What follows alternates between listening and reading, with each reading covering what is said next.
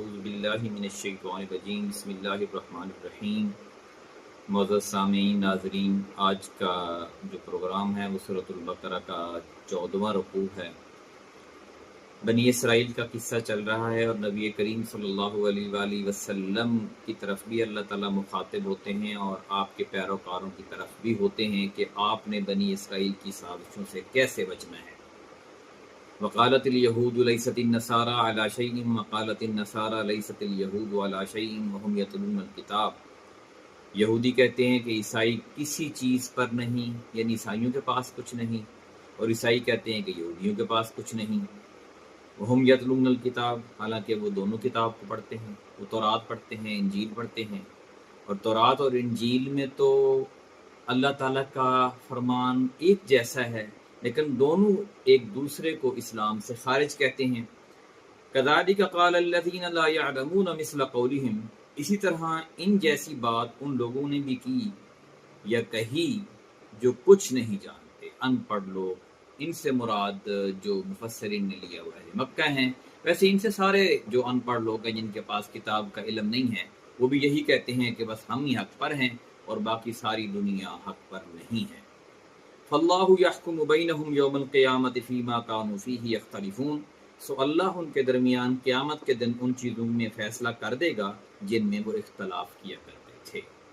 یہودی، عیسائی، مشرک، ملحد، جتنے بھی لوگ ہیں جو بھی راہ راست سے ہٹے ہیں، اللہ تعالیٰ قیامت والے دن ان کو کٹہرے میں کھڑا کر کے فیصلہ سنا دے گا۔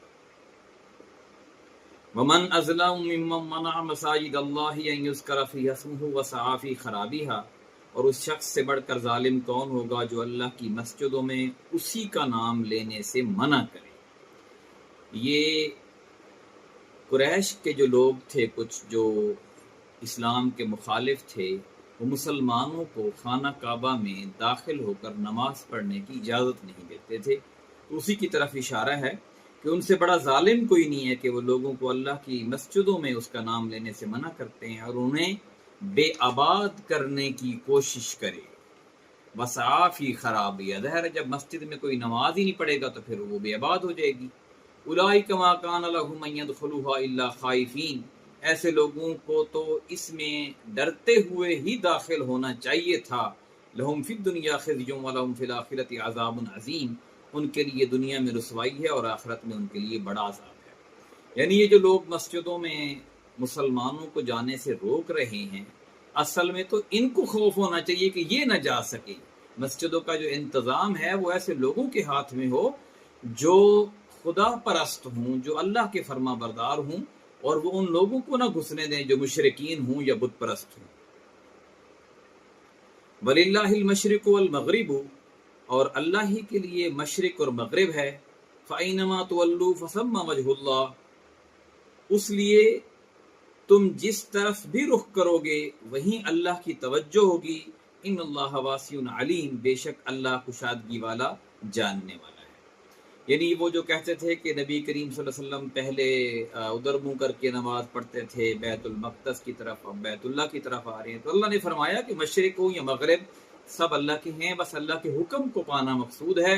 جس طرف بھی اللہ کا حکم ہو اس طرف تم نماز پڑھ لو، تم اللہ تعالیٰ کو وہیں پالو گے۔ وقالوا اتخذ اللہ ولدا سبحانہ بل لہ ما فی السماوات والارض کل لہ قانتون، اور کہتے ہیں کہ اللہ نے اولاد بنا رکھی ہے، وہ پاک ہے، بلکہ آسمانوں اور زمین میں جو کچھ ہے سب اسی کی ملکیت ہے، سب ہی اسی کے فرما بردار ہیں۔ یعنی یہودی کہتے ہیں کہ عزیر علیہ السلام اللہ کے بیٹے ہیں، عیسائی کہتے ہیں عیسیٰ علیہ السلام اللہ کے بیٹے ہیں، کچھ اور کہتے ہیں کہ جبرائیل علیہ السلام بھی خدا ہیں۔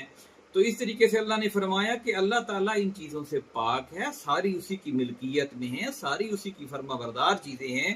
بدیع السماوات والارض، وہ آسمانوں اور زمین کو بغیر نمونے کے پیدا کرنے والا ہے، وہ کسی کا محتاج نہیں ہے، وہ نقشے نہیں بنواتا، اور وہ نہ کسی کا پابند ہے کہ وہ حکم دے تو وہ کرے ورنہ نہ کرے، وہ جو چاہتا ہے کر دیتا ہے۔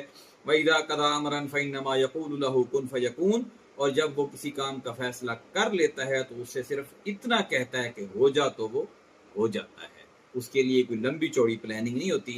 وقال الذین لا يعلمون لولا يكلمنا اللہ او تأتینا آیہ، اور جو لوگ نہیں جانتے وہ کہتے ہیں کہ ایسا کیوں نہ ہوتا کہ اللہ ہم سے بات کرے یا ہمارے پاس کوئی نشانی آ جائے. یعنی یہ وہ بات ہے جو موسیٰ علیہ السلام کو بھی کہی گئی تھی، اور ہر دور کے پیغمبر کو اس کی قوم نے اس طرح کی اس سے ملتی جلتی یہ ایسی ہی باتیں رکھی کہ اللہ اگر ہے تو سامنے آ جائے، کوئی نشانی آ جائے، ہم سے بات کر لے، پھر ہم ایمان لے آئیں گے.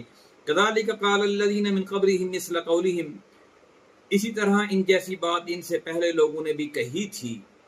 تشابہت قلوبہم، ان کے دل ایک دوسرے سے ملتے جلتے ہیں. یعنی جس شخص نے راہ راست پانا ہو، حق کی بات کو فالو کرنا ہو، اس کو بہت زیادہ وضاحتیں دینے کی ضرورت نہیں پڑتی، وہ تو سمجھ جاتا ہے کہ یہ سچ ہے اور یہ جھوٹ ہے. قد بینا الآیات لقوم یوقنون، یقیناً بیان کر چکے ہم آیتیں اس قوم کے لیے جو یقین رکھتے ہیں. یعنی یقیناً ہم نے ان لوگوں کے لیے نشانیاں بیان کر دی ہیں جو یقین رکھتے ہیں، اور انہی نشانیوں سے ہی آپ اپنے رب کو پا سکتے ہیں، اور وہ نشانیاں سارے قرآن کے اندر موجود ہیں. انا ارسلناک بالحق بشیرا ونذیرا، اے نبی صلی اللہ علیہ وسلم ہم نے آپ کو حق دے کر خوشخبری سنانے والا اور ڈرانے والا بنا کر بھیجا ہے.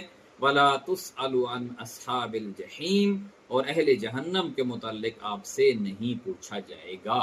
یعنی نبی کریم صلی اللہ علیہ وسلم یہ بات ذہن میں رکھتے تھے کہ شاید میری دعوت دینے میں کوئی کمی رہ گئی ہے کہ لوگ جہنم میں جا رہے ہیں، راہ راست پر نہیں آ رہے.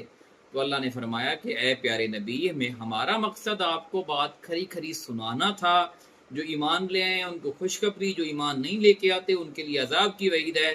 باقی اس کے علاوہ آپ کی کوئی ذمہ داری نہیں ہے، بس آپ ان کو صحیح بات بتا دیں. باقی اللہ جانے اور وہ لوگ جانے کہ ان کو کس کو جزا دیتا ہے، کس کو سزا دیتا ہے. وَلَن تَرْضَىٰ عَنْكَ الْيَهُودُ وَلَا النَّصَارَىٰ حَتَّىٰ تَتَّبِعَ مِلَّتَهُمْ. اور اب یہ بڑی گہری بات کی اللہ تعالیٰ نے، اور آج کے دور کے لیے بھی اور اس دور کے لیے بھی فرمایا کہ یہود و نصارہ آپ سے ہرگز راضی نہ ہوں گے یہاں تک کہ آپ ان کے دین کی پیروی کرنے لگیں. اب آپ دیکھ لیں کہ پوری دنیا میں جب تک آپ عیسائی نہ بن جائیں یا یہودی نہ بن جائیں، لوگ آپ کے دوست نہیں بنتے. جو جتنے بھی غیر مسلم ممالک ہیں، یا جب تک آپ ان کا مذہب قبول نہ کر لیں، جو مرضی آپ ان کی باتیں مانتے جائیں، جو مرضی آپ ان کے آگے سرنگو ہوتے جائیں، لیکن جب تک آپ ان کو یقین نہ آ جائے کہ یہ ہمارے مذہب پہ ہیں، وہ کبھی بھی آپ کے خیر خواہ نہیں ہو سکتے.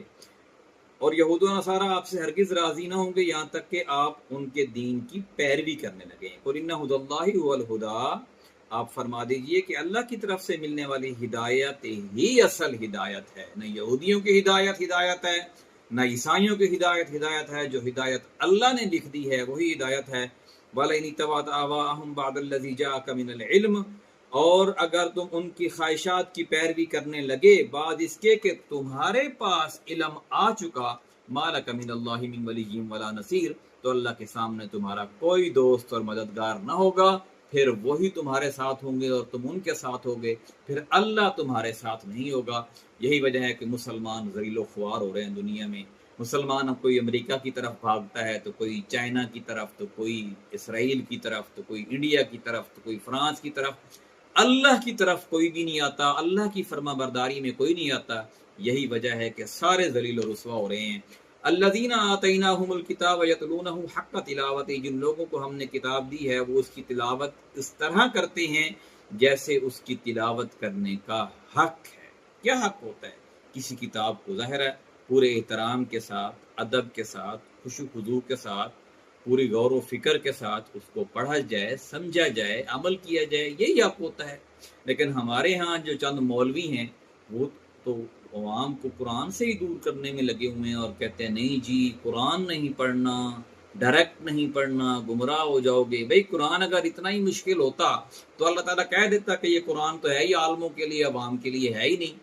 اس کی آیات دو قسم کی ہیں. کچھ آیات تو ایسی ہیں جو کہ سمجھ نہیں آتی، وہ ہیں متشابہات، ان کو ہمیں سمجھنے کی ضرورت بھی نہیں ہے. جو مقصد ان سے حاصل کرنا ہے، جو سبق حاصل کرنا ہے، وہ ہمیں مل جاتا ہے نیک نیتی کے ساتھ. یا مزید آپ کسی صاحب الرائے سے، صاحب علم سے پوچھ سکتے ہیں. اور باقی جو اکثریت کی آیتیں ہیں وہ فالو کرنے والی ہیں، عمل کرنے والی ہیں کہ جھوٹ نہیں بولنا، نماز پڑھنی ہے، زکوٰۃ دینی ہے، کسی کا حق نہیں کھانا، قتل نہیں کرنا، وراثت صحیح تقسیم کرنی ہے. تو اس میں سے کوئی بھی مشکلات نہیں ہے اگر ہم جو ہے وہ ان کو سمجھنا چاہیں تو۔ دوسرا، اللہ تعالیٰ کی وحدانیت کا صحیح راستہ میں مل جاتا ہے، آخرت کا صحیح یقین پیدا ہو جاتا ہے کلام الہی کے پڑھنے سے۔ فرمایا کہ جن لوگوں کو ہم نے کتاب دی ہے وہ اس کی تلاوت اس طرح کرتے ہیں جیسے اس کی تلاوت کرنے کا حق ہے، وہی لوگ اس پر ایمان لاتے ہیں، اور جو شخص اس کا انکار کرے گا تو ایسے ہی لوگ نقصان اٹھانے والے ہیں۔